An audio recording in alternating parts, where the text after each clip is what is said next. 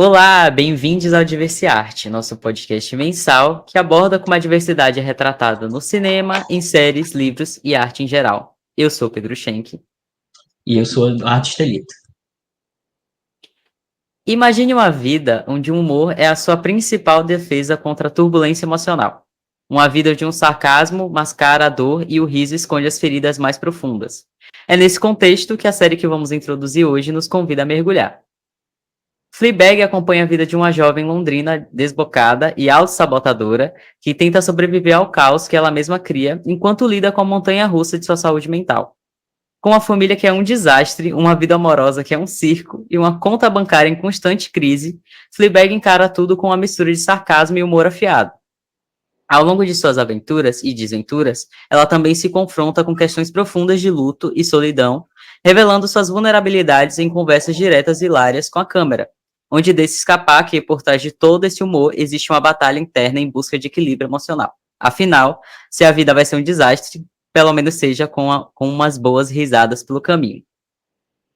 Então já deu para entender que hoje a série que a gente vai falar finalmente é Fleabag, depois de muito tempo esperando esse momento chegar.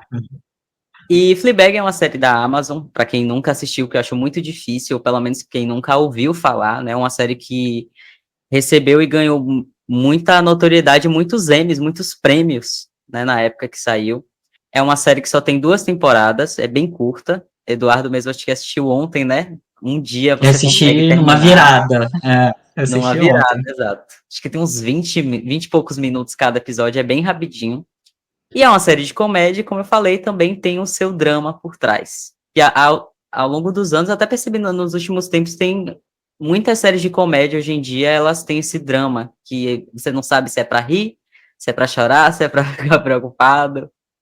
E é uma série que tem meu coração, porque na época que eu assisti, me marcou de alguma forma, assim, não questão de, eu sempre falo, né, na questão que eu me identifico com a Fleabag, assim, porque seria muito preocupante uma pessoa se identificar 100% com a Fleabag, porque é uma personagem, né, uma personalidade de uma pessoa muito caótica, mas me marcou muito como, também mostra a vida como ela é, mostra alguns comportamentos que algumas pessoas podem ter, parece que tá tudo bem, mas na verdade por dentro tem muita coisa acontecendo. E eu eternizei a Fleabag no meu corpo, né? Eu tenho uma tatuagem da Fleabag que vai estar aqui aparecendo na tela em algum lugar. Justamente por isso, por essa. Eu acho que não esperava nada da série, né? Todo mundo falava Fleabag, Fleabag, não esperava nada e me trouxe um impacto, assim, de como as coisas acontecem. E aí, É. você, o que que você achou? Eu falei que eu assisti, né? Na verdade, eu reassisti. Essa série é de 2016 até Isso, 2019. Ela teve um hiato entre a primeira e a segunda temporada. Eu assisti, eu acho que por volta de 2019, quando já tinha saído a segunda temporada. Me marcou e eu acho que toda vez que a gente revê com outro olhar, né? Primeiramente, assim, ela é uma série que mostra esse processo do luto, mostra questões de saúde mental. A gente está aqui gravando esse episódio, né, no Setembro Amarelo. A gente tinha conversado um tempão atrás de fazer esse episódio, e aí chegou sim, agora a oportunidade, falou, não, vamos gravar para o Setembro Amarelo, que eu acho que é uma série que é representativa e eu acho sem ser muito pesada, né? A gente vai ter algumas indicações assim que de filmes né, de séries que são mais pesadas, são mais.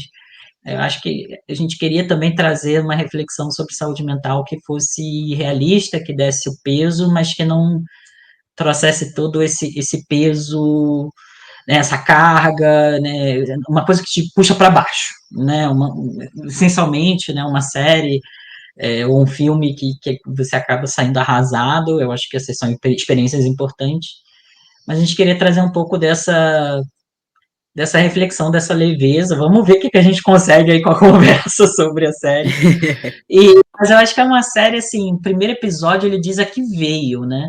Porque é um primeiro episódio que mostra essa pessoa com os comportamentos, assim, bem caótico, já quebrando a quarta parede, né? Já conversando com a gente no meio das interações, para ajudar a gente a entender qual é a diferença entre o que ela está, a interação que ela está, o que ela está dizendo, do que ela realmente está sentindo por dentro. Eu acho que isso foi um recurso assim, muito interessante do ponto de vista de roteiro, né, da Phoebe Waller-Bridge, que é a atriz principal, que é a roteirista, que é a criadora da série. Um recurso que eu achei bem interessante para mostrar como às vezes, especialmente quando a gente está com algum problema de saúde mental, quando a gente está passando por um luto, por uma depressão, né, por um burnout, mostrar como às vezes a gente funciona em paralelo, né? Existe o que a gente mostra do lado de fora e como a gente está realmente se sentindo. E eu achei que esse primeiro episódio mostra muito a quem veio, o piloto, né? Que é um episódio de 20 minutos, ele situa muito, mostra esse caos que você falou, que você mencionou, né? Nos comportamentos dela. E é muito fácil a gente chegar no final do primeiro episódio julgando ela, né? Porque os comportamentos dela são realmente meio estranhos, né? Questionáveis, né? E até mesmo auto cínicos, né? Acho que quando cínico, né? Cínico em relação à vida, né? Então a gente pode É. chegar no final do primeiro episódio com uma sensação de tipo, nossa, mas quem é essa pessoa? Mas o episódio vai te mostrando que tem uma coisa por trás. E aí eu me lembro de uma frase que, se não me engano, eu li no livro do Dale Carnegie, que é um filme, né, um livro super famoso, né, como Fazer Amigos e Influenciar Pessoas, que é um livro de mais de 100 anos já, e que vem de aparentemente, né, a pessoa que citou essa frase originalmente é um escritor escocês chamado Ian McLaren, e que ele diz o seguinte: todo mundo que a gente encontra está passando por uma batalha da qual a gente não sabe nada, seja gentil sempre, né? E, e eu acho que o primeiro episódio coloca a gente nesse estado, né, da gente julgar primeiro, ainda mais quando a gente está vendo um piloto, não conhece os personagens, né? Eu gosto desse personagem, eu não gosto desse personagem, eu concordo, eu não concordo. A gente julga com muita facilidade.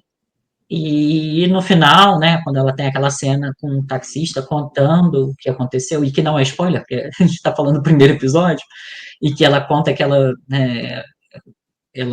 tá estranhada do pai desde que a mãe morreu, né, há 3 anos atrás, ela não processou o luto da mãe e recentemente assistiu a melhor amiga dela se suicidar na frente dela.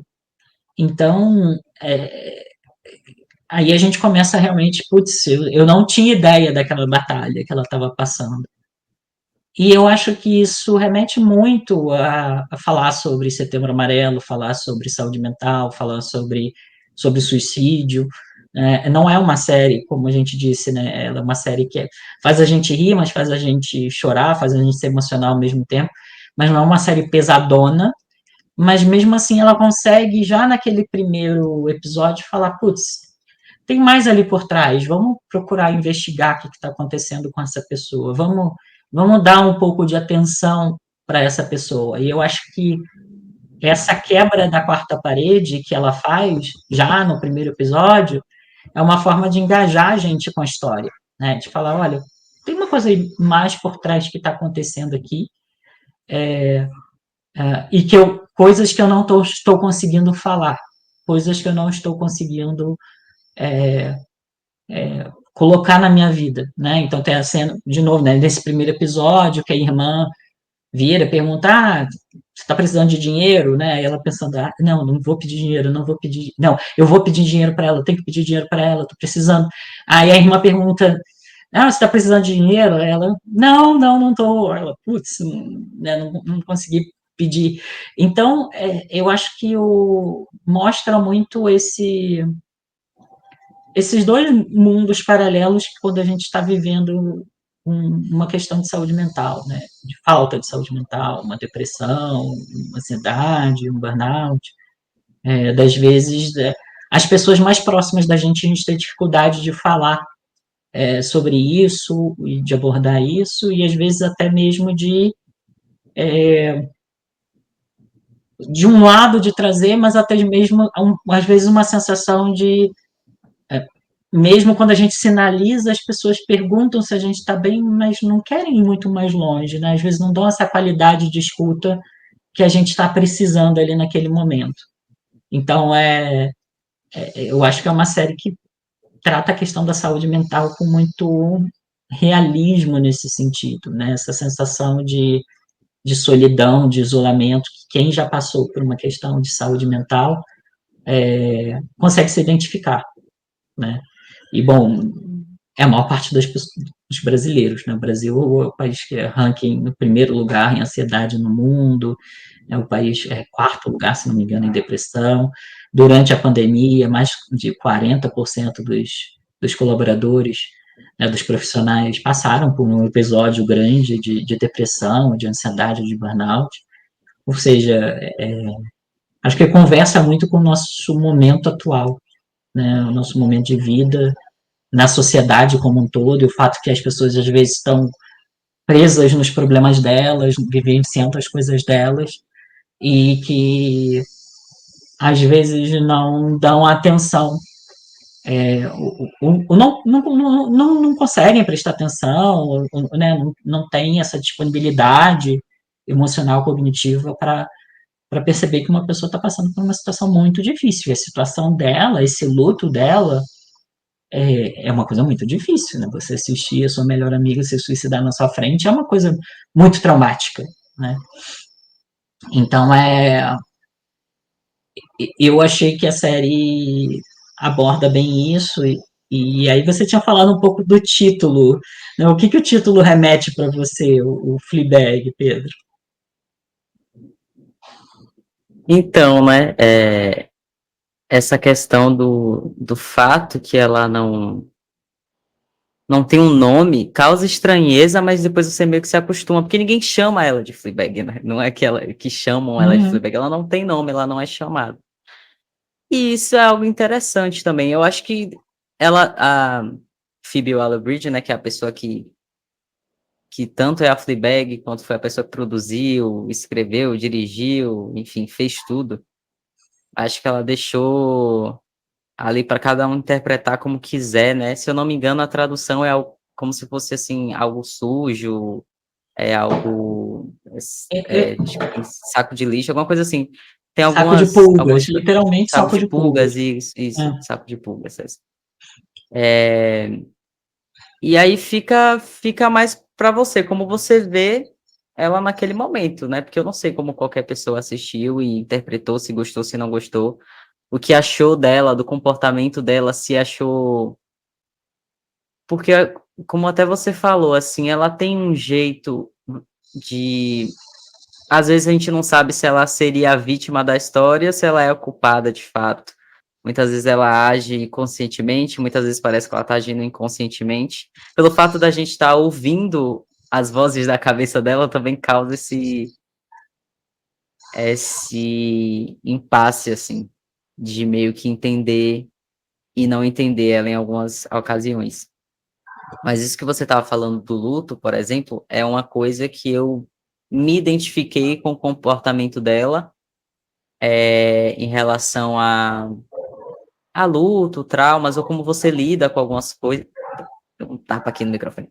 Como você lida com algumas coisas que eu, por exemplo, às vezes eu prefiro passar pela situação sozinho em relação às minhas emoções. Então, eu posso estar passando a gente pode estar passando pela mesma coisa, ou eu posso estar passando por alguma situação perto de você, mas primeiro eu vou pensar comigo mesmo aquilo, eu vou chorar sozinho. E depois, pode ser até que em algum outro momento eu chore com você, mas eu vou estar me sentindo mais confortável ali. E aí, esse comportamento da Fleabag de passar por situações e às vezes não falar sobre essa situação e agir de forma até como se tivesse tudo bem, causa essa estranheza na família dela, nos amigos e pessoas em volta. E é uma coisa que eu já passei muito. Assim, eu não vejo que eu passe tanto hoje em dia, mas de me questionarem, né, numa situação de luto, você tá sentindo alguma coisa, você tá triste com isso? Então é muito óbvio que, por exemplo, eu estou triste com isso, né? Uma situação de luto, todo mundo vai se sentir triste. Porém, nem todo mundo vai conseguir chorar na frente dos outros, nem todo mundo vai conseguir sentar e falar, poxa, eu preciso desabafar sobre isso. Tem gente que age o inverso. Tem gente Uhum, que ri no dia uhum, que acontece.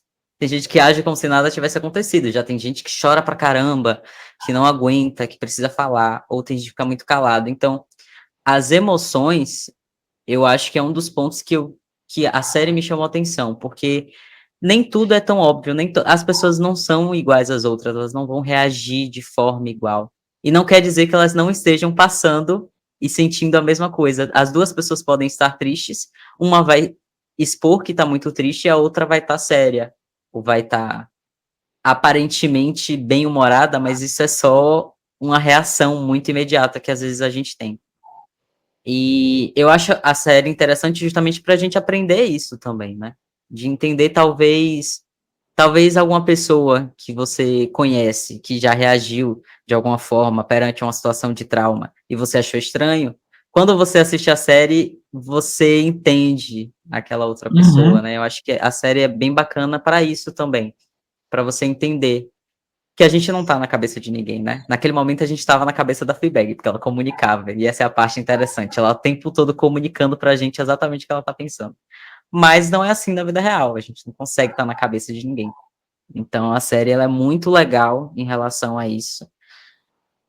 Não quer dizer que ela tá sofrendo, pelo contrário, em algum momento ela expõe mais esse sofrimento pra gente, né? No começo, eu acho que a primeira temporada ela é muito para mostrar essa parte da comédia da série.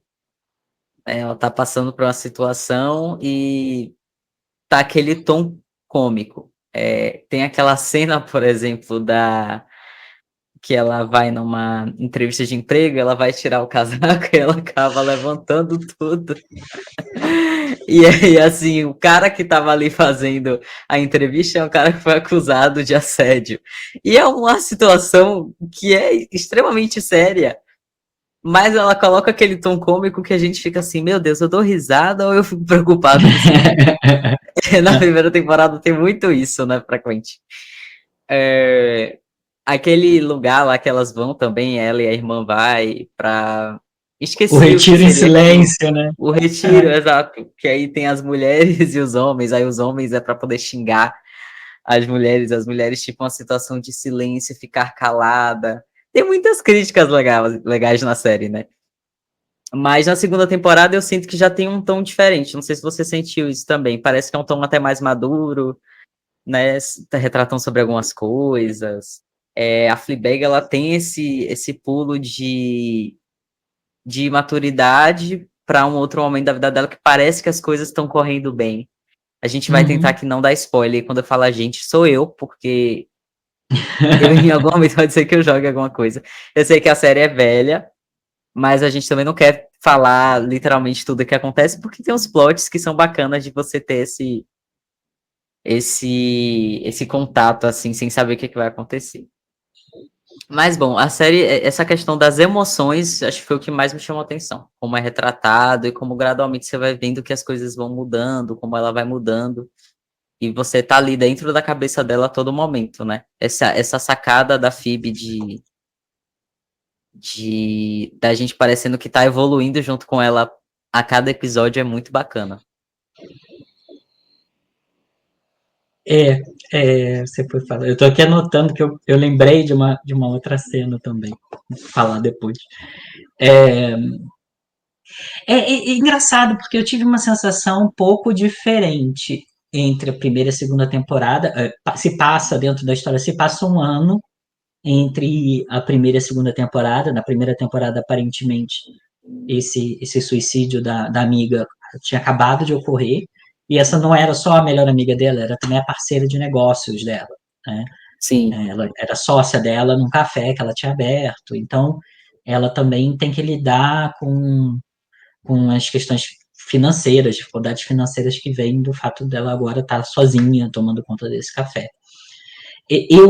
Eu concordo com você que é mais o humor ele é mais exagerado, ele é mais escrachado na primeira temporada, mas Eu sim, eu percebi o drama, eu acho que talvez a primeira vez que eu assisti, eu talvez tenha tido uma sensação parecida, e quando eu revi ontem, eu senti o drama mais intensamente na primeira temporada dessa. Até porque a gente não está mais preocupado em entender o que está acontecendo, porque a gente já sabe tudo, já sabe a história, já conhece os plot twists, né?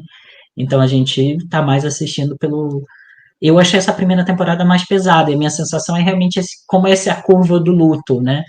Então, a primeira temporada é muito sobre esse processo de negação, essa de você, né, evitar a tristeza, né, chegar no chamado Vale da Tristeza, num processo de luto, que é quando você realmente, né, chega no fundo do poço, né, e eu acho que a segunda temporada é mais esse processo de saída, né, e o processo de saída que começa, eu vou tentar também não dar muitos spoilers, mas vamos tentar evitar os grandes spoilers da série, mas que começa com ela conhecendo esse padre que é a pessoa que para ouvir ela, né?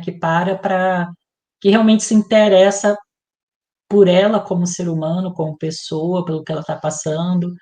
E eu acho que tem uma coisa cômica e dolorosa na primeira temporada que ela passa por aquelas situações e em alguns momentos é ela que está colocando essas barreiras, que ela não está dizendo o que ela está precisando, o que está acontecendo com ela, mas outras vezes eu acho que isso é muito realista, e eu acho que isso conversa muito com uma experiência de uma pessoa que está passando por uma depressão, por um burnout, de você não, às vezes ter dificuldade de encontrar uma pessoa no seu círculo pessoal que esteja passando, que, que dê o devido peso, o devido peso ao que você está passando, né?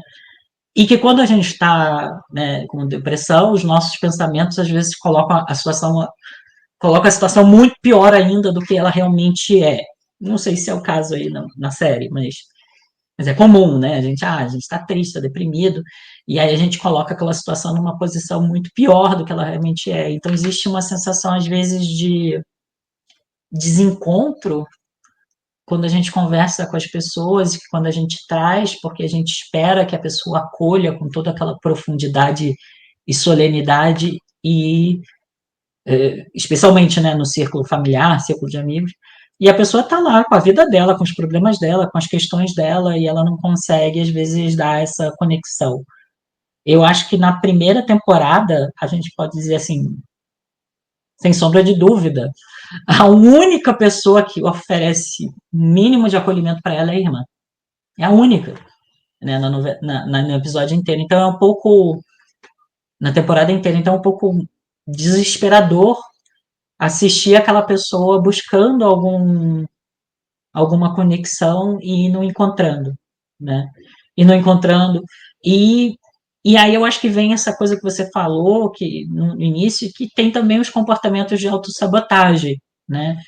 Se ela se enxerga como esse saco de pulgas, como é que ela pode ter um relacionamento saudável com um namorado que tá lá todo apaixonadinho por ela, e que pessoalmente eu achei um chato de galocha também, fez bem de se Deixa eu livrar só daquele fazer um chato. adendo de que os britânicos são muito feios, porque todos os namorados que ela arranjou não eram bonitinhos, não. Ah, Um tem o pior que o cara lá, outro. tem o cara que é bonitão, que é confundido, o ator até que é confundido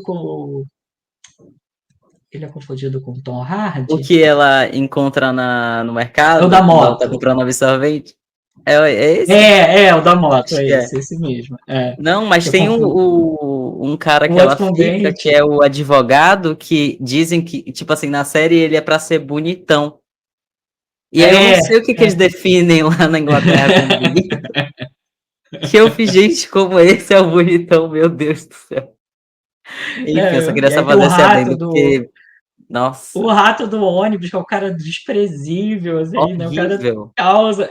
E é um cara sem humor, que não consegue entender, que não consegue. Ela, na verdade, também tem uma coisa, né? Que ela é uma mulher muito inteligente. né? Uhum. Ela é uma pessoa muito inteligente, dá para ver claramente que ali a gente está lidando com uma pessoa muito inteligente. E às vezes, quando você é muito inteligente, vem esse lado também, de às vezes você não conseguir se conectar com a pessoa, né? Só fazendo referência ao outro episódio que a gente fez sobre altas habilidades. Ela é claramente uma mulher muito inteligente Sim. e que. E aí entra naquela situação, né? Eu tô.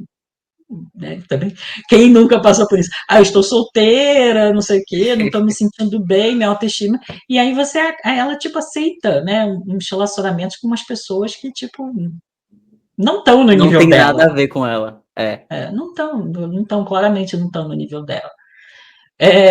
Mas eu achei muito interessante, assim, que eu acho que, do ponto de vista da saúde mental, eu acho que a série mostrou duas coisas que são, muitas vezes, desencadeadores, né?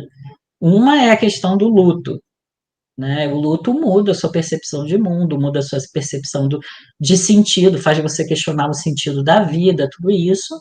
E do outro lado, a dificuldade financeira, né? Que no mundo capitalista de hoje, você ser autossuficiente é você ter associado a ter valor no mundo capitalista, né? E aí essa coisa do dinheiro é uma coisa meio louca, né? Porque não é objetivo, não é o dinheiro absoluto. Ah, eu preciso de X para me sentir bem. É relativo, Uhum. né? É o dinheiro dela em relação ao sucesso da irmã financeiro, né? Ao sucesso do que se espera de uma pessoa de 32 anos, eu acho, né? Naquele momento da vida. Aos 32 anos de idade, se espera que ela seja autossuficiente. E aí ela passou por um luto, ela tá com esse café, que é a última coisa que lembra essa melhor amiga, barra sócia, que ela tá tentando fazer viver, mas o café não deslancha. E aí tem uma cena muito engraçada, né? O pessoal vem comprar sanduíche, ela diz, é $20, ela inventa, 20 libras, ela inventa o preço das coisas para poder conseguir pagar o. Eu, assim, se eu estivesse cuidando de um café, mudando aquela cliente que chega. A cada cliente ela inventa um valor, sempre um valor mais alto, porque ela, tipo, financeiramente ela tá muito mal. Então você de novo, a questão, tipo, o financeiro não é absoluto, né? Mas ele é relativo em relação à expectativa que a sociedade tem de você, né? E qual a expectativa que a, a sua família, né? O ambiente onde você cresceu, como se espera que você esteja, né? E eu acho que isso é uma experiência muito comum de quem empreende. Eu certamente já passei por isso, de você, no momento de transição, né, de carreira, no momento de empreendimento, de você ficar com essa ansiedade, com essa agonia de tipo, será que eu vou conseguir ser autossuficiente? Eu estou ganhando o suficiente em relação ao que se espera de mim, que se espera em relação à minha formação, meu diploma, não sei o quê. E isso é uma coisa que realmente pode parecer bobo, pode parecer artificial, mas isso muito associado ao nosso valor como ser humano na sociedade capitalista. Não deveria, né? Não deveria ser. Né? E quando você faz um processo terapêutico, um processo de acompanhamento, né? Quando você tem um apoio, você começa a desvencilhar isso. Mas o que ela está passando ali naquele momento, a questão financeira, ela realmente começa a intensificar o quadro de doença mental que ela tá passando. Então, eu achei isso muito interessante. E como também, né, ela poderia falar, "Ah, não, dane-se, então eu vou vender o café, vou arranjar um emprego." Mas como é que ela se livra, se desfaz daquele café que tem tanta memória afetiva associada a uma pessoa tão importante na vida dela, né? Então tem isso também, né? Às vezes a sensação que me passou e que eu acho que é uma sensação muito realista de questões de saúde mental é a sensação dela estar presa ali, né, da sensação dela estar presa ali, ela está presa naquele luto, está naquele espaço que constantemente lembra da amiga, mas que ela também não consegue se desfazer, e que também está gerando, além dos outros problemas, além das questões familiares, está gerando as dificuldades financeiras, né? Eu achei isso assim bem marcante, né? E aí a outra coisa é como você falou, o mecanismo para lidar com luto, né? Cada pessoa lida de uma maneira. E aí a gente tem o comportamento dela que é, né, muito sexual, é quase compulsivo, que também, às vezes, tipo assim, a gente julga com muita facilidade. Ah, não, ainda mais em relação a uma mulher, né? Na Uhum. sociedade. Ah, não, é porque, né, promíscua, não sei o quê, e você vê a relação dela com a madrasta, que a gente vai falar também da madrasta, é, da madrasta, como sempre aquela madrasta está tá reforçando aquilo. Ah, você está sempre com um homem diferente. Formas sutis, mas sempre dizer, você está sempre com um homem diferente, e sempre também diminuindo o empreendimento dela, né? Falando, ela tem um pequeno café, não, ela tem um pequeno restaurante, não, ela tem um pequeno café, não, É seu pequeno pequeno negócio, café. né? Um pequeno restaurante, não, tem café, não, seu pequeno restaurante, né? Então é sempre uma É, forma meio de, de diminuir, de né? minar, de diminuir, né? Inclusive, tem não só isso, mas tem uma situação que eu acho que é um spoiler importante que também a gente não vai aqui falar qual seria esse personagem de assédio. E, obviamente, todas as pessoas diminuem essa situação ou dizem que ela tá errada ou que não aconteceu, Uhum, justamente por ela ser uma pessoa em que todo mundo coloca como errada em qualquer situação. Ah, situação. não, porque Uhum, ela é atrapalhadinha, ah, porque ela é assim mesmo. Então, qualquer situação que ela diga que aconteceu, por mais verdadeiro que seja, ninguém vai realmente botar esse peso. É tipo, se a Claire, que é a irmã dela, falasse que aconteceu X coisa com ela, ah, não, Claire, meu Deus, você precisa de alguma coisa. Mas se a Fleabag falasse, é tipo, distorcer. Não, tem certeza que aconteceu dessa forma? é, Mas você, é, como assim? Então, aconteceu uma situação de assédio, por exemplo, mas ninguém realmente deu importância para isso. é. E justamente por ela ter esse comportamento mais sexual, né, às vezes de estar com um namorado, depois estar com um outro cara, enfim, então tudo isso foi diminuído, e a Claire é uma mulher casada, que já tem sua própria casa, tem o seu negócio, né, tem um lugar grande na empresa, então a fala da Claire era muito mais, dava mais importância do que a fala da Fleabag. E falando delas duas, né, eu queria entrar no assunto de As irmão. irmãs. Que situação É. é você ter um irmão? Eu tenho uma irmã, a gente não tem assim a mesma relação no sentido de Claire e Fleabag, mas a gente assistiu junto a série e a gente achou muito engraçado, por exemplo, quando elas vão eu acho que é uma coisa de coach, alguma coisa assim que elas estão de feminismo, algo nesse sentido, Ah, uma na palestra, conferência. É. conferência, e aí elas vão se abraçar. E aí É. elas ficam, tipo assim, a gente abraça, e elas vão acabar batendo na outra, é uma grande situação. Ah, você pegou minha blusa, essa blusa é minha? Não, essa blusa não é sua.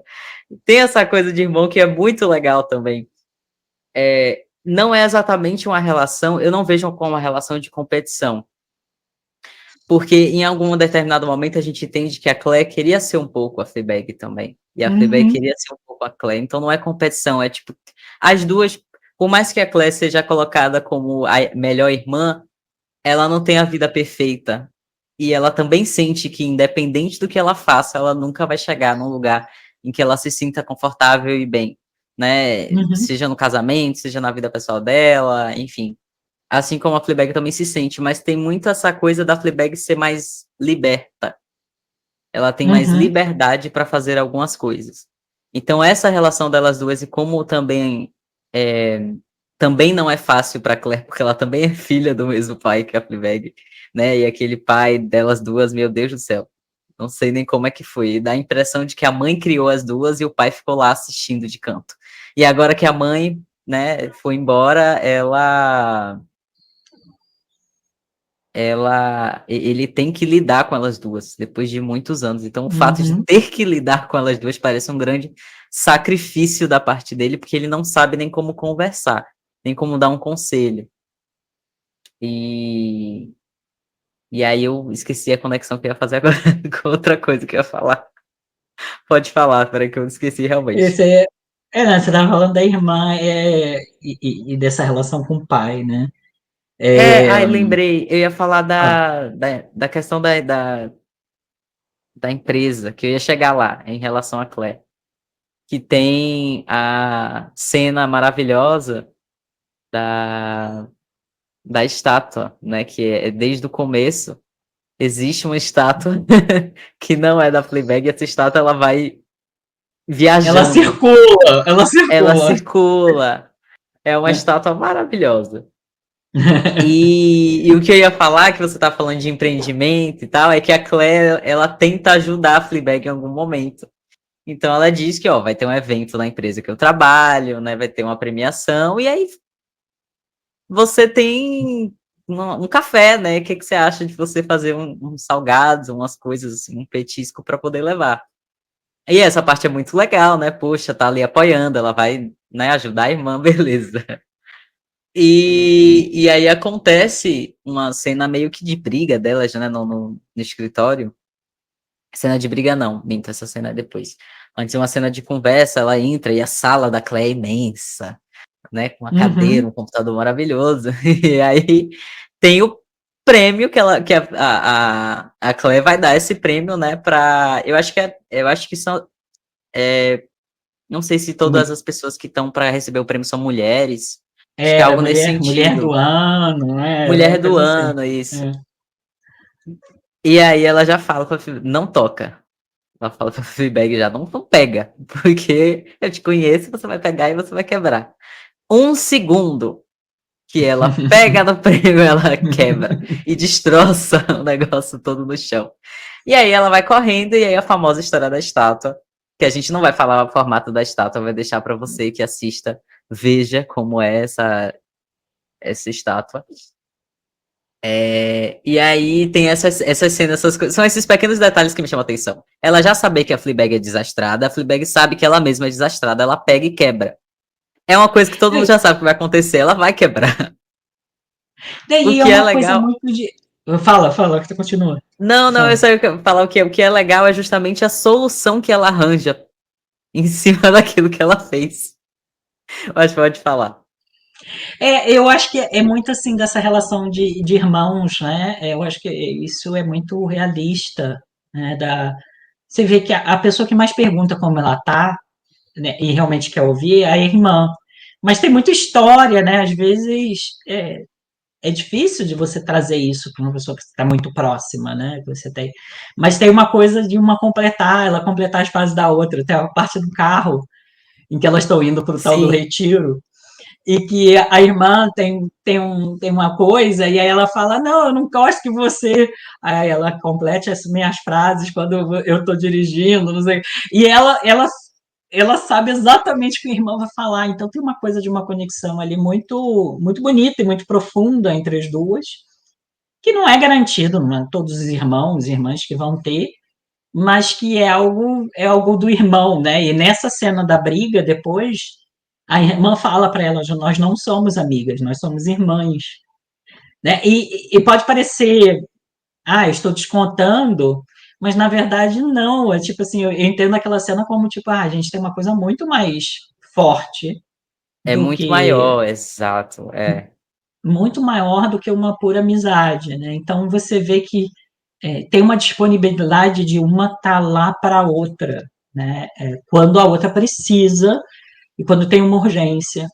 E mesmo assim, eu acho que isso foi realista, porque mesmo assim mostra que às vezes uma pessoa que está com uma doença mental, ela, ela, mesmo com a pessoa mais próxima, vai ter uma dificuldade, né? E aí a gente vê também acontecendo na outra direção, no primeiro episódio da segunda temporada, né? O episódio lá do jantar, em que a irmã precisa dela, a irmã está passando por uma coisa séria, e, e aí como é que ela lida e como é que ela está lá para a irmã naquele momento difícil da irmã, né? Que é muito bonito, né? Eu acho que é muito bonita aquela cena ali. E Apesar nesse do jantar caos também, e daquele nesse jantar. jantar justamente pelo pequeno caos ser em relação a Claire, a, a, tipo assim, dá-se a entender que se fosse com a Fleabag, né, como parecia que era ela tomou a culpa naquele momento, tô Uhum, tentando não falar o que aconteceu, né, porque também é um grande acontecimento, mas ela pega pra ela porque ela já tá calejada e ela sabe que todo mundo vai uhum, falar, ah, de novo, você uhum, fez mais uma merda e a gente já tá acostumado. Né? E se fosse com a Claire, seria uma situação muito diferente. A Claire não gosta dessa atenção, né? Ela não gosta de dar trabalho para os outros, né? Que é uma uhum. situação que a gente vê também. Então a Fleabag faz aquilo como uma ajuda e é como você falou, assim, a relação de irmão é completamente diferente da relação de amigo. Eu acho que com amigo a gente filtra muita coisa. O irmão é uma liberdade de fala e saber que aquela pessoa, assim, não é assim, tipo, ah, independente do que eu disser, essa pessoa não vai sair do meu lado. Não nesse sentido. Mas eu posso ser mais verdadeiro com a minha irmã, por exemplo, do que eu seria com um amigo. Um amigo a gente filtra algumas coisas realmente, né? A gente Uhum. trata de uma forma diferente. E, e você vê que independente das brigas que elas têm, tipo, às vezes elas têm brigas bem pesadas, tipo a do dia da estátua que foi trocada lá, né? O prêmio que foi trocado, elas Uhum. têm também uma briga muito séria, né? Elas têm. E aí dá a entender que elas vão se afastar, mas não existe isso de se afastar, né? É, É é, meio que e, elas seguram. e mais ou menos, né? Porque no final da primeira temporada elas se afastam, elas ficam um ano sem se falar. Mas como É é verdade, uma tem isso. relação muito forte, né? Como aquela relação é muito forte, quando uma volta a precisar da outra, ela tá lá, né? Eu achei que acho que isso é muito realista da dinâmica de irmãos, né? Porque quando você está crescendo, né? Quando você ainda é criança, cresce sobre a mesma casa, você ainda tem essa relação um pouco, né? Muito de dia a dia, né? Mas quando cada um segue o seu caminho, cada um vai fazer sua família, pode acontecer às vezes esse distanciamento, né? Sim, sim. Mas quando existe uma necessidade real de voltar e de reencontrar e de reconectar, eu achei que isso é muito, muito bonito, muito realista. E que é diferente dessa relação com o pai, né? Que o pai, ela tem uma frase no início, também no primeiro episódio, né? A minha madrasta, a mãe dela, né, faleceu há uns 3 anos atrás, e o pai, né, se recasou, né, tá morando com a madrasta delas, né, que já é uma relação meio estranha, né? A Uhum. madrinha madrinha e madrasta delas, né? Que já é uma relação estranha, né? Porque era uma mulher que era próxima da mãe delas. E a gente vê aquela madrasta e você fica assim, gente, não é possível. A Olivia Colman é a Olivia Colman que faz, e a Olivia Colman que é a mãe mais fofa do mundo no Heartstopper, que é a chefe de cozinha mais fofa do mundo no no The Bear, né? 2 episódios que a gente gravou também, né? Sobre The Bear e sobre o Heartstopper. Que é a, a que faz aquela personagem, tipo assim, perdida, insegura, né? Da Rainha Ana na Favorita, né? Também que a gente falou no episódio lá do Belas Criaturas. É, e, e ali, a mulher, ela diz, ela não a frase que ela diz, ela não é uma madrasta má, ela só ela usa uma palavra em inglês que é super ofensiva, mas é equivalente, ela só é escrota, né? Uhum. E aí você vai conhecendo a pessoa e você, gente, a pessoa vinda picada, aquela madrasta, gente, ninguém merece. É uma mulher extremamente narcísica, mas com uma coisa meio passiva-agressiva, né? É uma mulher que provavelmente, se fosse a mãe delas, ia causar um dano muito maior, né, nelas, né? mas ela tem que navegar ali aquela relação com aquela mulher, que é detestável, mas sempre com um sorriso, né? Detestável sempre com um sorriso, sempre com. E uma relação com aquele pai que está também num processo de luta em relação à mãe, mas que a sensação que passa é que ele também não se esforça muito em conhecer elas, as filhas, né? Então, ele se afastou, se juntou dessa mulher que era madrinha delas, né? Ele poderia ter mantido uma relação, ter se aproximado das filhas, mas não, ele faz o caminho oposto, ele se separa, ele busca estar presente por meio de uns presentes que ele dá, que ele meio que Os colocando, piores né? presentes do mundo.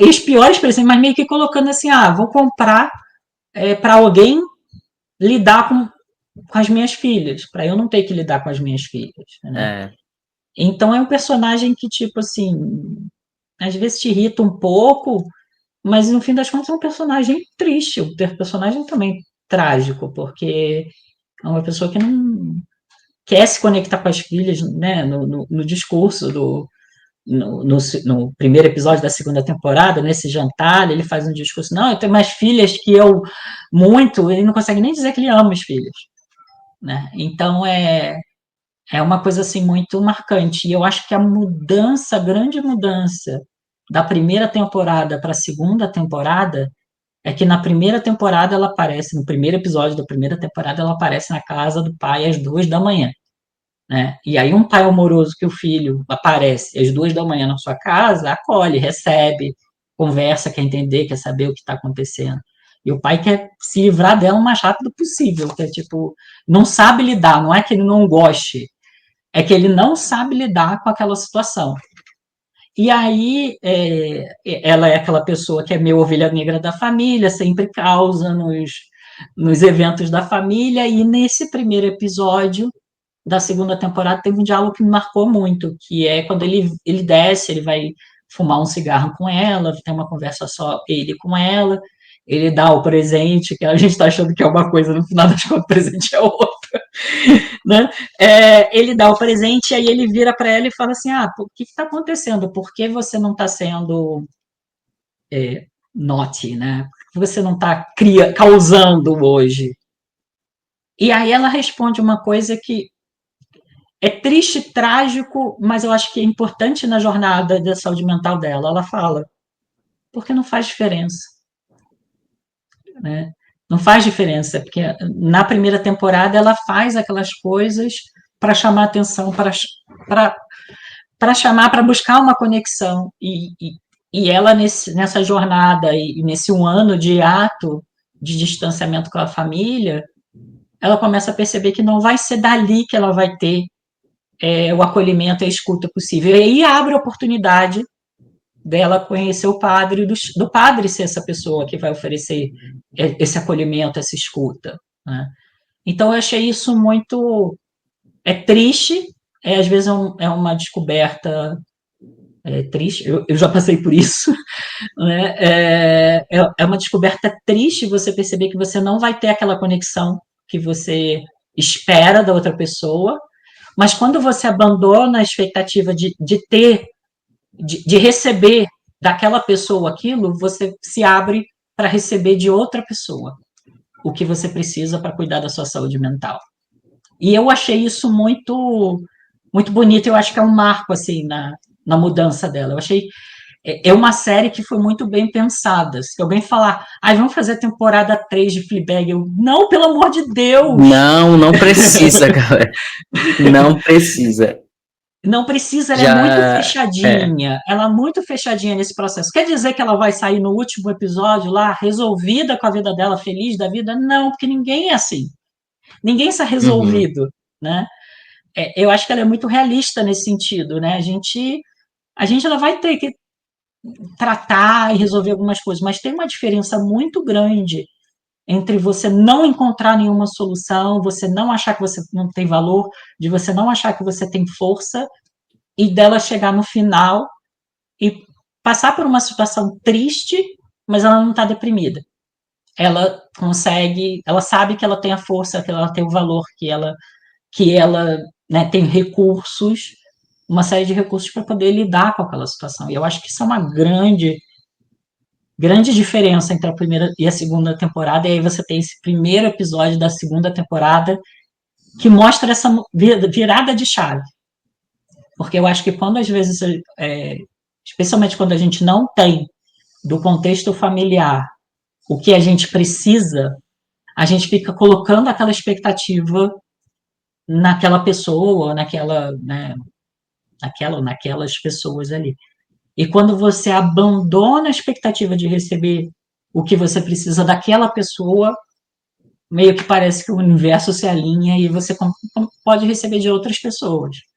E aí pode ser de outra pessoa que seja um terapeuta, um psicólogo, né, o CVV.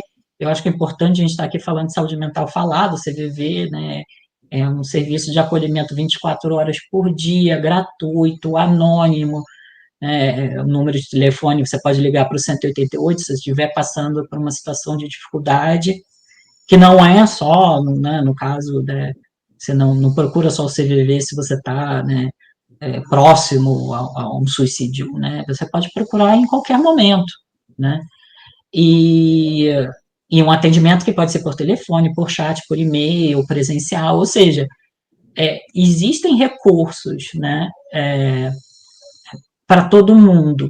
E a solução da saúde mental não é jogar para debaixo do tapete, é jogar para dentro, não, eu não preciso, eu não vou resolver, eu vou ser cínico, né? No caso dela, você é um pouco cínica em relação à vida, porque isso não resolve, o que resolve é você realmente encontrar uma pessoa que te acolhe. E eu Uhum. acho que a relação dela com o pai vai mostrando que esse pai está externalizando e ele não dá o suficiente realmente, né? Porque ele compra uma sessão de terapia para a filha. Pô, o que uma pessoa vai fazer numa sessão de terapia quando ela está passando por tudo que ela passou, né? Então, eu acho que mostra um pouco de que, tipo, a gente tem, sim, recursos e que, às vezes, a gente precisa abrir mão de algumas expectativas para poder também em relação a pessoas específicas, para a gente poder também ter a ajuda que a gente precisa. Né? Como isso bateu para você, assim, como... Eu fiquei chocado da Olivia Colman fazendo, ainda mais que a Olivia Colman era tipo assim, depois, né, ela fez todos os papéis de boazinha, mas ela tá uma praga nessa série. Não, eu não me lembro qual foi a primeira coisa que eu assisti com a Olivia Colman. Não me lembro, mas com certeza não foi num papel assim de uma pessoa ruim. E aí tem esse impacto muito bom dos atores, né? Porque foi a primeira vez que eu tive contato com a Phoebe, e aí é aquele descobrimento de que é uma pessoa que dirige, produz e atua muito bem, né? Os outros personagens a gente meio que já conhece. Inclusive, o pai, ele fica conhecido depois como o pai da Fleabag, né? Ele fez Casa do Dragão. E aí eu lembro que eu tava vendo uma entrevista dos personagens, dos atores de Casa do Dragão, e eles vão tentar lembrar o nome do personagem dele, aí não lembro agora qual foi a atriz falou. O pai da Fleabag. É, Ele é conhecido como o pai da Fleabag. e ele também não tem nome na série, né? Isso também é interessante, E ele ele também não também tem não tem nome. nome, é verdade. É verdade. Poucas pessoas têm nome na série. Mas, bom, é, não vou me estender tanto nessa questão do pai, mas essa impressão que dá pra mim é de uma pessoa também que quer ser cuidada, né? Tipo, dá pra ver que ele não ama 100% a nova esposa dele, né? A nova mulher dele, mas ela cuida dele e ela faz tudo pra ele. Então ele praticamente precisa de uma cuidadora. Então, se ele nem ao Uhum. menos consegue cuidar dele, quem dirá cuidar das filhas que ele nunca teve nem vontade de conhecer, né? A gente É, vê na cena que eles estão na igreja, né, para ter, acho que o sepultamento da mãe dela e tal, que é a única cena, inclusive, que a gente vê que ele ama a filha, né, ele ama as filhas, mas ele só não consegue, ele não desbloqueou essa questão de ser um pai, talvez carinhoso, amoroso, atencioso, que é inclusive Nesse dia maravilhoso em que a Fleabag, ela tá simplesmente muito bonita, ela não consegue, ela arruma o cabelo, ela bagunça, ela tá muito bonita. E todo mundo: "Como é que você tá muito bonita? A gente tá num velório". Então é muito bom essa, eu não consigo, porque eu lembro de uma cena muito, eh, uma cena que a gente se emociona, né, uma cena muito bonita e automaticamente eu me lembro de um detalhe cômico que tem, Que que a gente tem. tem essa quebra da tristeza, né. É muito bom. Mas bom, voltando pro pai, enfim, ele não é um vilão, né, ele não é um cara ruim. A gente vê que ele realmente não desbloqueou isso, ele não é uma pessoa carinhosa e todo mundo, no final das contas, sente saudade da mãe da Fleabag, porque ela era uma mulher que cuidava de todo mundo. E ao ela ir Uhum, embora, desmoronou todo mundo e a vida de todo mundo, né. Então eles estão se adaptando, apesar de que passa 3 anos, né, da morte dela, parece que todo mundo tá ali há 3 anos e pouquinho, sofrendo ainda aquele luto, aquele, é como se tivesse tirado um braço da família, né, é isso que sim. parece. E aí não tem como a nova madrasta, ela só entra realmente pra bagunçar tudo, ela não é a mesma coisa, né, não é a mesma mulher. Mas a gente tá esquecendo já de uma grande peça da série, né, que chega na segunda temporada, que é o Hot Priest, o famoso padre bonitão, Padre que ficou bonitão. famosíssimo, exato. Que chega aí não é pra ajudar a Fleabag, não diria isso, porque a Fleabag ela já tá num momento da vida dela em que ela tá se estabelecendo, né, a gente vê que não é por causa dele que ela fica, que ela melhora de vida, né, é justamente por ele ter entrado na vida dela naquele momento que as coisas vão acontecendo. Mas Uhum, qual é a peça principal dele, né, que muita gente acho que foca muito numa possível relação, apesar dele ser um padre, que eu acho que a gente esquece quando a gente tá assistindo, foca muito na relação amorosa, né, que eles podem ou não ter, e esquecem da parte principal, que é uma pessoa ali ouvindo a Fleabag, é uma pessoa dando atenção a ela, uma pessoa achando ela interessante. São pessoas de mundos completamente diferentes, mas que de alguma forma, se completam, tentam se encaixar e traz esse brilho de volta para ela, talvez de a partir dali, eh,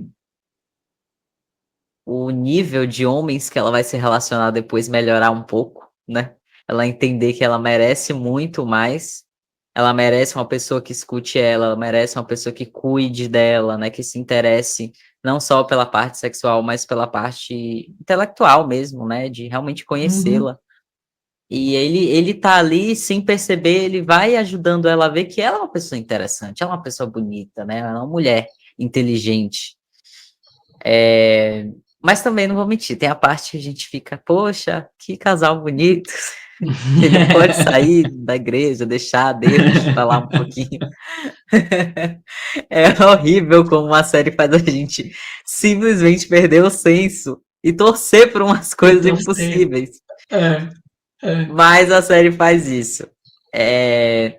E aí a gente percebe que quanto mais ele dá essa atenção para ela, mais ele conhece ela e ele vai percebendo que tem os momentos que ela dá a sumida, que ela quebra essa quarta parede, ele é a única pessoa dentre todas as pessoas que, tipo assim, deu um pouquinho de atenção e já conseguiu identificar que ela some por uns momentos, né, que é a Uhum, parte que ela entra e enfim, vai.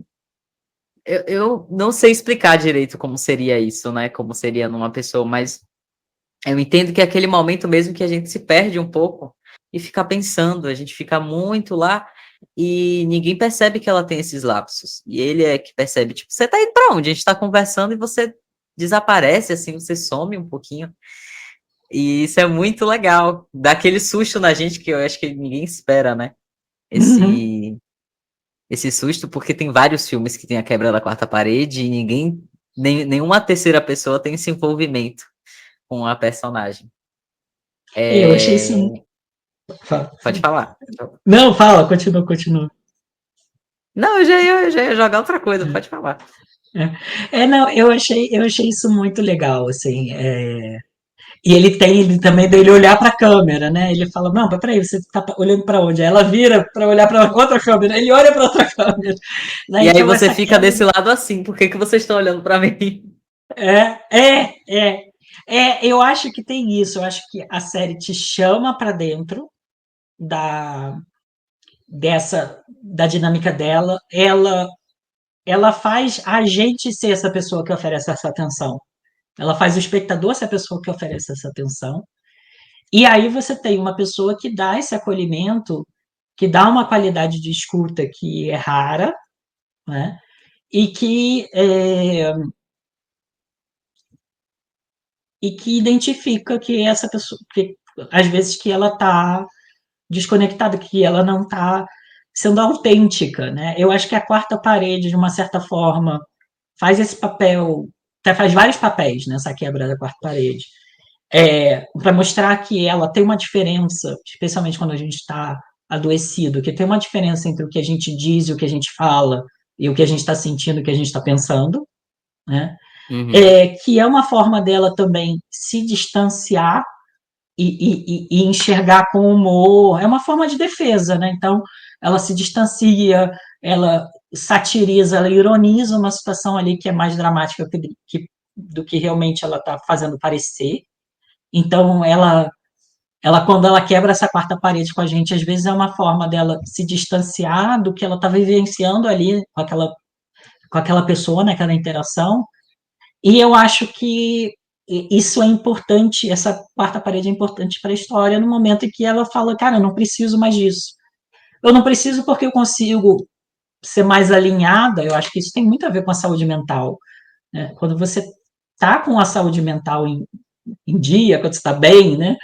Em dia faz uma sensação de dizer que, tipo, eu tô julgando quem está, quem não está.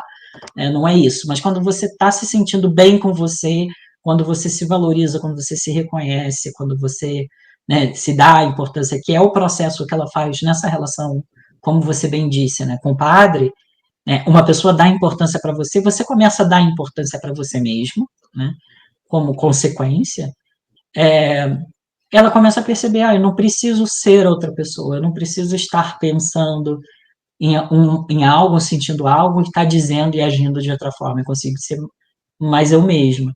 Então, eu acho que isso é uma. E aí ela não precisa mais da quarta parede, né? E eu acho que isso é muito uma forma assim. Eu achei super legal isso da série, foi realmente revolucionária. Eu não conheço nenhuma outra que fez.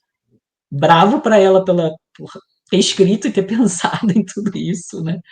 Mas eu acho que é uma forma muito eficaz de, de falar sobre saúde mental, né? De abordar a saúde mental, de abordar esse processo de cura, né? Eu acho que é isso que a série traz. E uma coisa que eu achei muito marcante também assistindo ontem, é que eu assisti de novo, né? Numa pancada, né? É, é que na primeira temporada a gente sabe que a mãe dela morreu, mas nada na primeira temporada aborda a questão do luto da mãe. E é só na segunda que a gente vai percebendo que, às vezes, um luto mal resolvido do passado, uma situação mal resolvida do passado, a gente vai carregando e vai fazendo o que vem depois ficar cada vez mais difícil, mais intenso.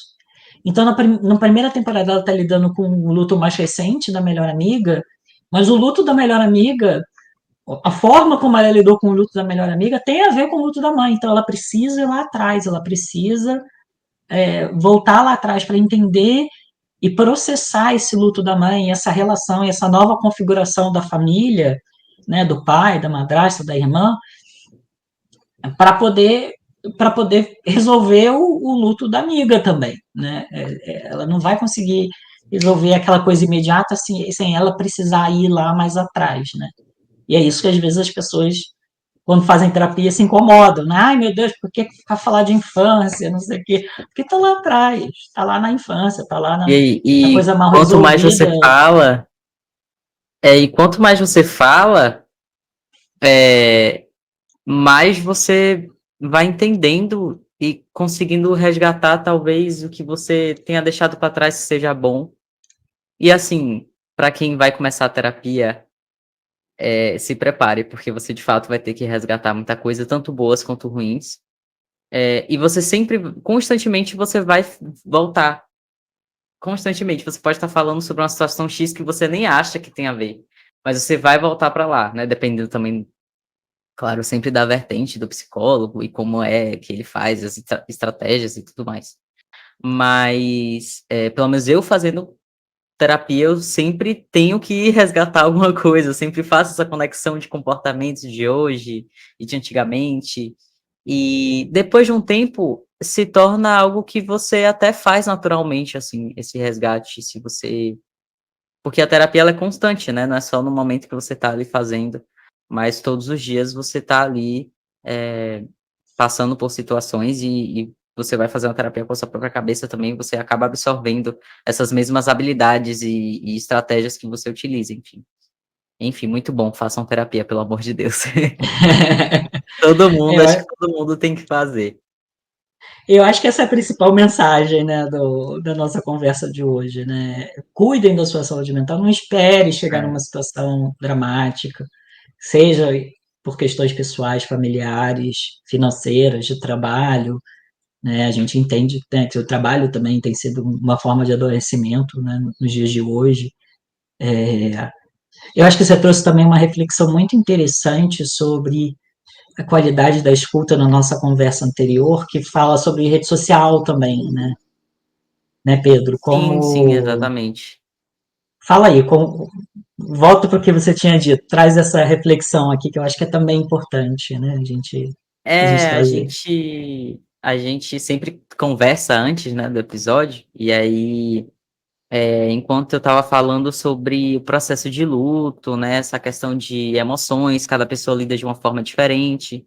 E aí eu fiz essa conexão com os tempos atuais, né, que a gente está 24 horas por dia nas redes sociais. É um vício já que a gente tem, e a gente já vê as outras pessoas como os perfis, né, que estão lá disponíveis para a gente olhar. E aí eu tenho percebido que quando a gente posta alguma coisa, né, alguma frase, alguma postagem com alguma frase, ou uma música, é como se fosse o nosso humor, nosso status, como a gente está hoje. E aí, se a gente postar alguma coisa triste, as pessoas vêm automaticamente: "Ah, tá tudo bem, como é que você tá?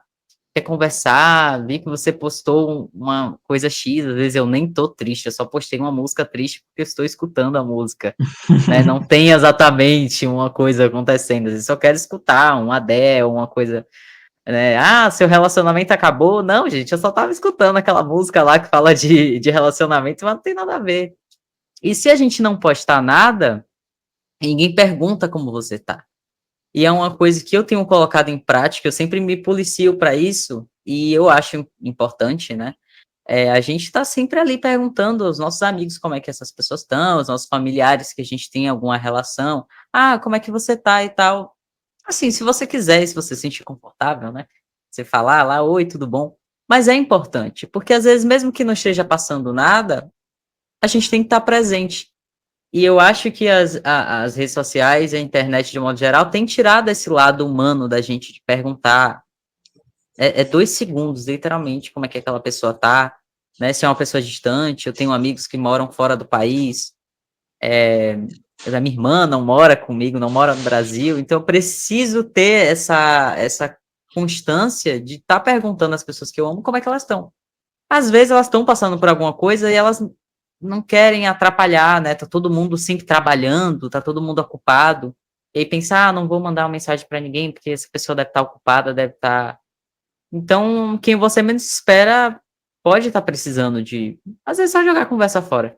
E às vezes é isso, eu sinto que o Instagram, principalmente, tirou um pouquinho isso, né, das pessoas realmente só perguntarem alguma coisa se elas verem que você postou algo que reflita, que se entenda que você tá mal. E aí eu acho que a série me fez refletir sobre isso também, né, porque a gente sim, a gente voltando, né, não vou repetir, mas nem todo mundo reage da mesma forma a situações diferentes, né.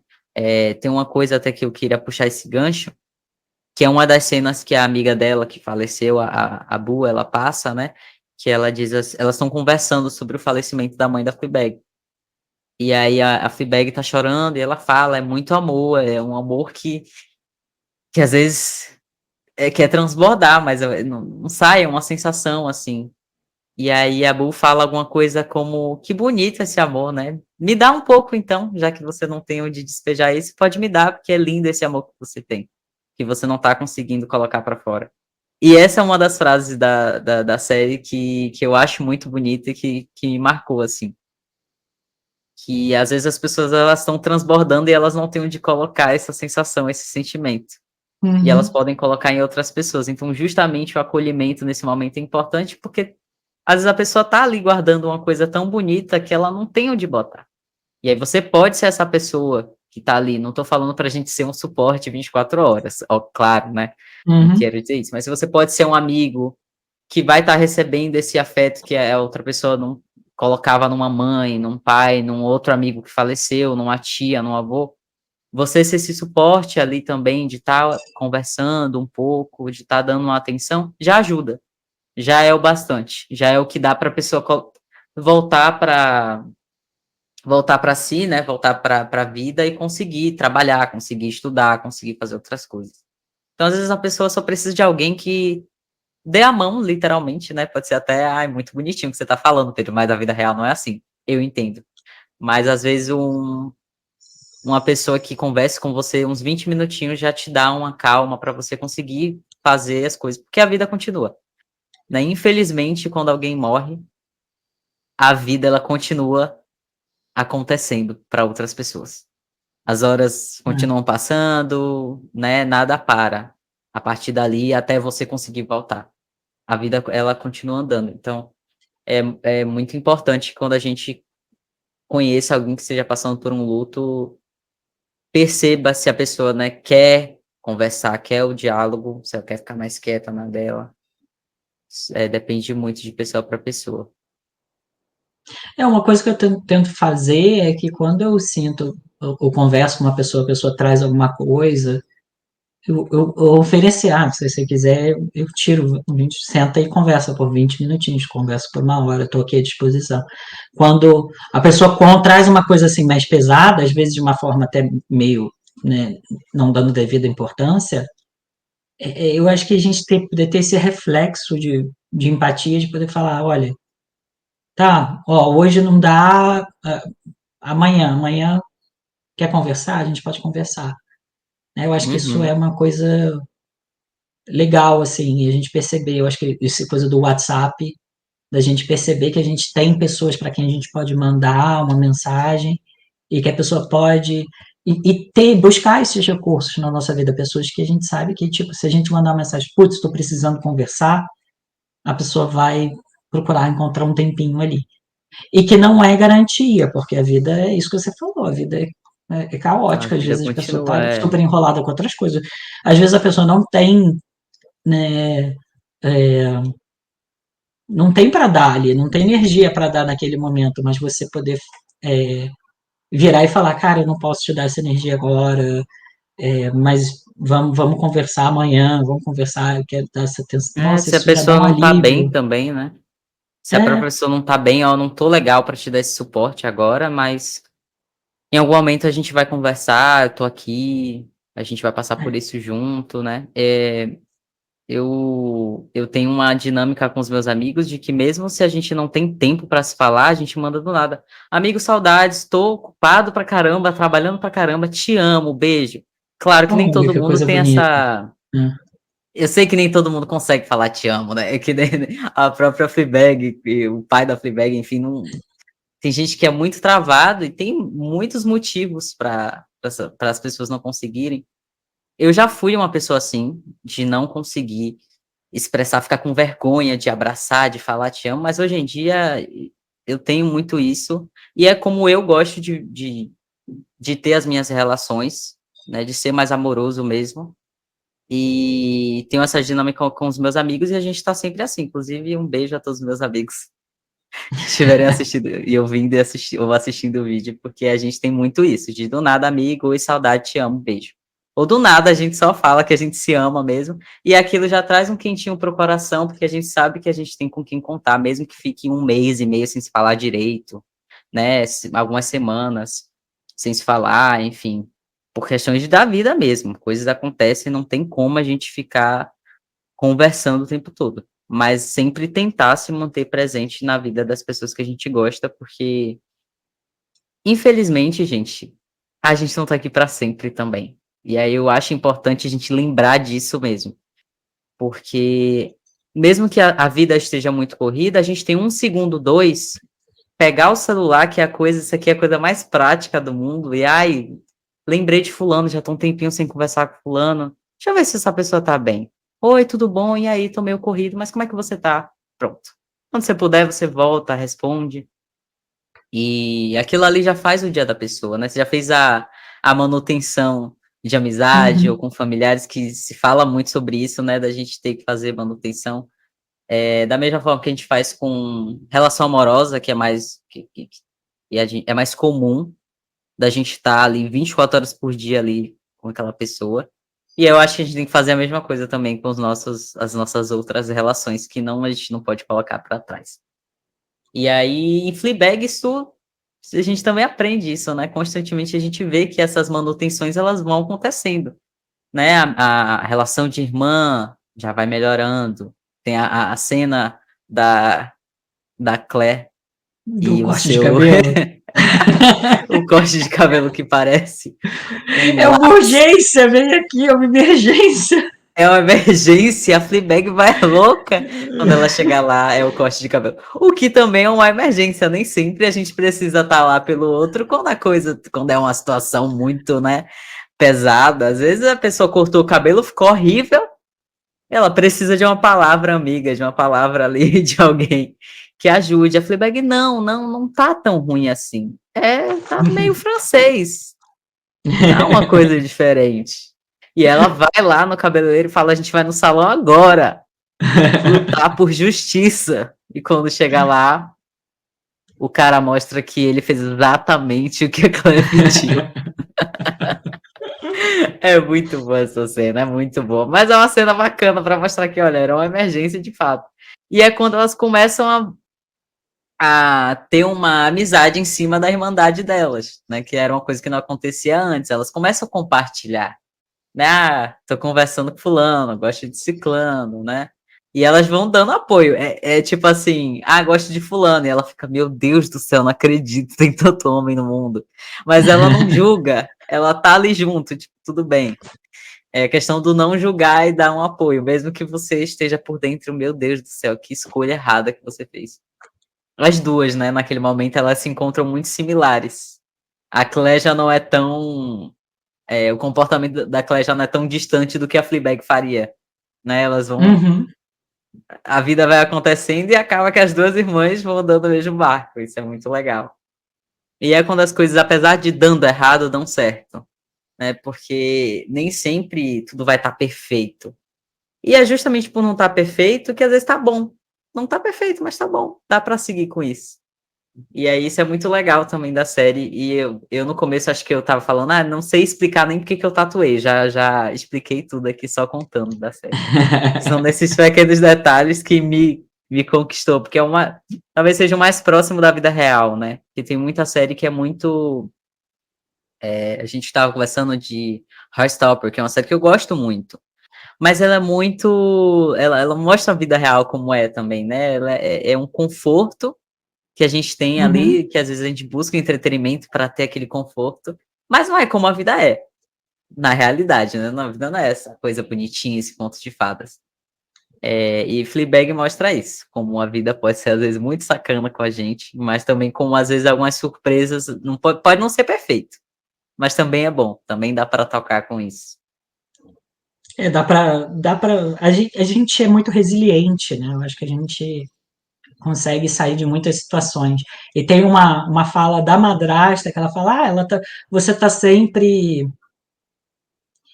bouncing back, né? Você tá sempre voltando de situações difíceis, né?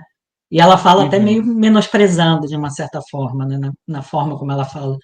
Mas é eu acho que mostra muito da força dessa personagem, dessa pessoa. Eu acho que é uma série que pode trazer muito alento numa pessoa que está passando por um momento difícil, porque eu acho que às vezes é difícil. E a gente pode já até aproveitar e ir para as dicas, porque eu acho que Sim, é difícil às vezes a gente achar um material que trate de questões relacionadas à saúde mental, à depressão, luto, de uma forma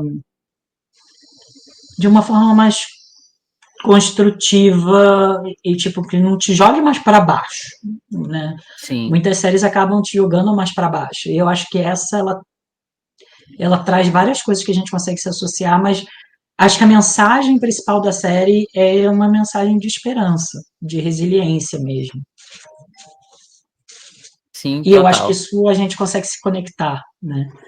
E aí, o que você daria como dica nessa pegada ou em outra pegada em relação Então, à saúde eu mental? acho que eu escolhi uma dica que é bem parecido com a Fleabag, bem parecido assim a forma como é retratada, que é a série BoJack Horseman, que já foi bem famosa assim, já vi muita gente comentando. Mas é uma série que usa a vida do BoJack, gente, é um cavalo, tá? É uma série que ele é em desenho, mas é uma série adulta. O BoJack, ele é um ex-astro de TV. E aí a temática da série, assim como o Fleabag, também gira em torno de saúde mental, né? Que essa trama dele é enquanto ele lida com a fama que foi embora. Então tem os vícios dele e esse vazio que parece que nunca preenche, né? É a mesma coisa da Fleabag, parece que nada é o bastante. E deixa eu dar uma pausa aqui rapidinho para colocar o fio, porque a mulher do fone já tá falando que a bateria tá fraca.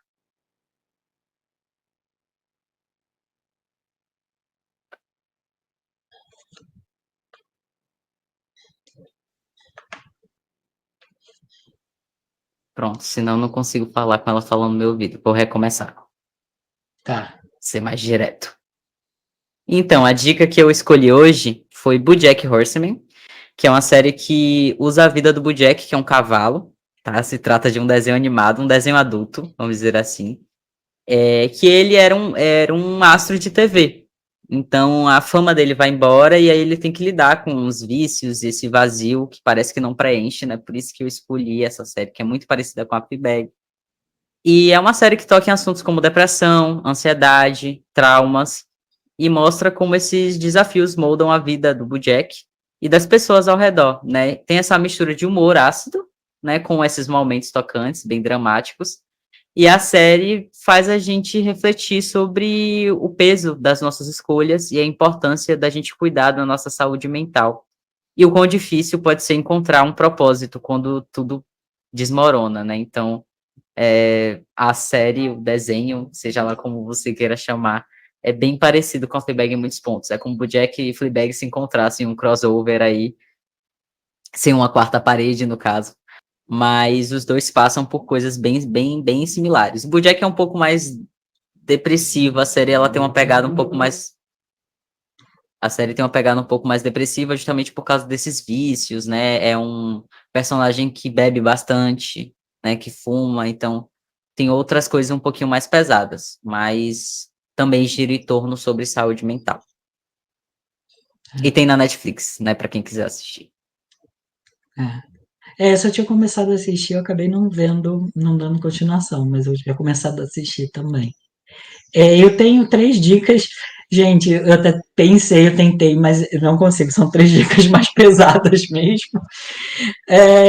Mas eu acho que são três dicas assim que são realmente filmes assim que me marcaram. Eu diria, o primeiro é As Horas, do Stephen Daldry, né, que fala sobre a Virginia Woolf. São três mulheres passando por crises existenciais e lidando, né, com as questões relacionadas à depressão. E eu acho que é uma história muito bonita, porque conta, inspirado, né, na Virginia Woolf, né, a Virginia Woolf é uma das personagens até, e no livro da Mrs. Dalloway, que é um livro todo escrito em fluxo de pensamento, né, só sobre o pensamento, o que a pessoa está sentindo, diante de uma situação banal do dia a dia. Então, eu acho que é um filme, né, inspirado num livro que mergulha nesse universo interno, né, que reconhecem, eu acho que toda essa profundidade do ser humano e esse espaço da melancolia que existe, que está lá, que faz parte de quem a gente é também. Um outro que eu recomendo é o After Sun. Esse é um filme muito bonito, mas também é um filme mais pesado mesmo. Não é um filme que eu recomendo se você não está de bem com a vida, mas fala bastante sobre a relação de um pai com a filha num período de férias, um pai que também está passando por questões de dificuldades financeiras e por uma depressão profunda, né? E essa sensação de solidão e às vezes até dificuldade de articular com essa filha, que é uma filha adolescente de 12, 13 anos, mas é, apesar da, da dor e da dificuldade né, e da depressão que ele está vivenciando, ele conseguir estar presente e estar vivenciando um momento, uma experiência, criando uma experiência com a filha dele. Eu acho muito bonito esse filme. É lindíssimo. É muito triste, mas é lindíssimo o filme. E um outro é o Divertidamente 2, né, que é uma versão, uma temática, uma coisa mais feliz, que também trata de saúde mental, trata sobre ansiedade, né, é uma animação que trata sobre ansiedade, que eu acho que constrói a partir do primeiro filme, da primeira animação, que foi um grande sucesso, mas que constrói, em vez. O primeiro ele fala muito sobre valores, e esse fala muito sobre autopercepção e autoimagem, e como a gente, a partir das nossas experiências e do sentido que a gente dá às nossas experiências, a gente vai construindo a nossa autoimagem, o que a gente diz sobre nós mesmos. Então, acho que é uma animação que faz pensar muito. Eu saía, tipo assim, cabeça fritando do cinema. Eu e o Fernando, a gente ficou conversando, cabeça fritando do cinema, de uma animação. Eu não esperava. Eu esperava, na verdade, uma continuação que não vai ser tão boa, que vai ser pior, ou que vai ser aquela coisa meh. E, e saí, assim, bem surpreendida. Eu acho que ela traz uma reflexão muito pertinente sobre a ansiedade. Acho que traz uma reflexão muito pertinente sobre a ansiedade nas jovens gerações, nos adolescentes, com, né, o impacto das redes sociais, com nem fala de rede social tanto, mas a gente sabe que é um fenômeno, né? A ansiedade está muito mais intensa nessa nova geração agora do que nas gerações anteriores, em função, né, do papel das redes sociais e da autoimagem. Tem estudos que recentemente têm apontado que muitos jovens da geração Z não estão utilizando mais imagem de perfil, não estão mais colocando as imagens, porque tem uma autoimagem do próprio corpo negativa em função dessa rede social que vai especialmente, né, Instagram, que vai jogando esses padrões estéticos. A pressão estética está muito maior, sendo percebida com muito mais intensidade. E eu acho que aborda muito como é lidar com ansiedade na adolescência e na vida adulta, né? A, a, a animação é sobre na adolescência, mas eu acho que é algo que se traduz muito bem sobre o papel e o espaço que a gente dá à ansiedade na nossa vida como um todo. Né? E eu achei que é uma reflexão bonita, profunda, e também num formato que é um pouco diferente, que é um formato que a gente não esperaria. A gente não espera Sim. sair com a cabeça fritando de uma animação, sair de um filme de animação para crianças e adolescentes. E sai. Pelo menos foi essa Nossa, a eu minha sensação. assisti, eu assisti 2 vezes esse filme. E nas duas eu chorei. É, Naquele momento, né, que. Ah, não vou dar spoiler, né, gente? Mas alguém já deve, acho que você já deve ter assistido. Mas ali na última cena da ansiedade, que de fato a crise, né? É falado da crise de ansiedade. Eu chorei, eu fiquei. Acho que todo mundo já passou por isso, né? Todo mundo que já passou, se não passou, mas eu acredito que seja hoje em dia, seja um pouco difícil alguém não ter tido contato. que agora a gente entende mais, né? Quem teve e não sabia o que era, já tem um conhecimento de, eu tinha crise de ansiedade, ou eu tive uma crise de ansiedade. Eu chorei, fiquei bem, bem sensível, porque é uma coisa muito séria, é algo que faz a gente paralisar, né? Realmente É. para a vida, é bizarro. E eu acredito que as gerações anteriores talvez não tenham paralisado justamente porque não se dava nome, não tinha muito como você explicar o que você está tendo. Então as pessoas acho que talvez paralisavam e só tocavam a vida, né? Só fingiam que nada estava acontecendo e se impulsionava mais. Hoje a gente dá nome às coisas e entende mais e dá mais importância e vai procurar ajuda, né, em relação a isso. Eu super indico. Divertidamente 2 também super me surpreendeu. E eu acho que tem também uma outra coisa que diferença, né, das gerações anteriores, é que eu acho que hoje em dia a gente tem muito uma pressão da urgência, tudo tem que ser para agora, tudo, e aí a gente vai colocando no nosso pratinho, e eu acho que antes, eu sendo uma criança que nasceu, né, não, eu sou nativo digital, pelo não útil, né?